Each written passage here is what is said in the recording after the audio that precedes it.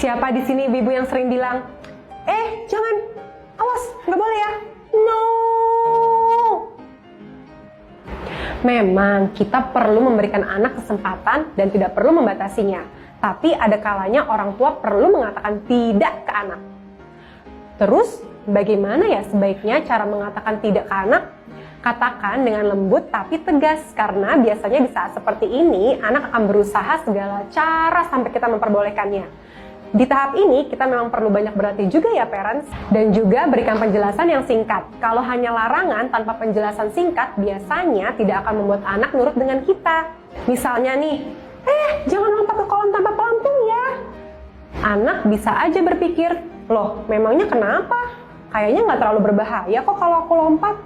Nah, sebagai alternatifnya, coba katakan jangan lompat ke kolam renang tanpa pelampung ya, karena kamu belum bisa berenang tanpa bantuan. Itu tidak aman loh nak.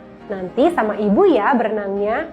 Ketika anak paham alasan dibalik kita melarang, maka anak cenderung mengikuti arahan kita. Tetapi, tetap loh ya, harus akui perasaan anak dan kita sendiri. Kadang nih, orang tua merasa bersalah juga ketika mengatakan tidak ke anak. Apalagi kalau melihat anak menangis atau marah sama kita. Di saat seperti ini, penting untuk ibu atau ayah memvalidasi perasaan anak dan kita sendiri. Misalnya seperti ini, kamu marah ya karena nggak boleh main hujan sekarang. Maaf ya nak, tapi ayah tetap nggak izinin karena petirnya besar berbahaya loh. Di sisi lain, orang tua juga butuh proses.